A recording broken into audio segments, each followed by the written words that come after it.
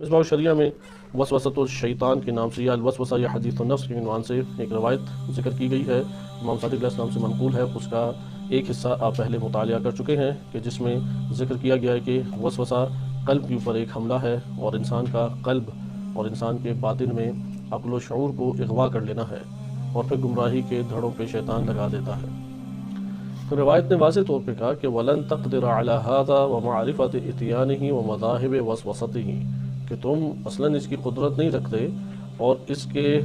آنے کو پہچان نہیں سکتے، شیطان کے آنے کو، کیونکہ شیطان یعنی کوئی شریر جن، اسے شیطان کہتے ہیں،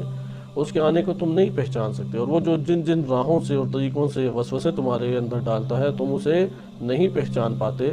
سوائے ایک صورت کے، بدوام المراقبہ، مراقبہ تم شدت کے ساتھ کرو،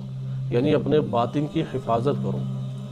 شدت کے ساتھ اپنے باطن کی حفاظت کرو گے تو یہ ممکن ہے۔ ہمارے ہاں لوگ جن کے سوار ہونے سے گھبراتے ہیں، ڈرتے ہیں، جن زدگی سے ڈرتے ہیں، جادو سے گھبراتے ہیں، جبکہ یہ اتنے گھبرانے والی چیزیں نہیں ہیں۔ سب سے خطرناک ترین چیز وہ شریر جن شیاطین کا شکار ہو جانا ہے،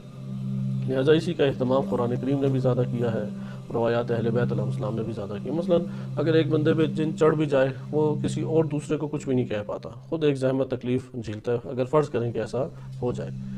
یا اسی طریقے سے کسی کو تنگ کرتے ہیں جنات، وہ ایک بندے کو تنگ کرتے ہیں یا چند افراد اس سے متاثر ہوتے ہیں، لیکن اگر وسوسہ انسان کے وجود میں چھا جائے، شیطان اغوا کر لے، وہ گمراہ کر دے، تو وہ نسلوں کو برباد کر سکتا ہے انسان، اس قدر خطرناک ہو جاتا ہے۔ وہ خود تو ڈوبتا ہی ڈوبتا ہے، گمراہ ہوتا ہی ہوتا ہے، وہ انسانی معاشروں کے اندر گمراہیوں کو پھیلا کے ائمۃ الکفر والنفاق بن جاتا ہے۔ اس لیے وسوسے سے انسان کو گھبرانا چاہیے۔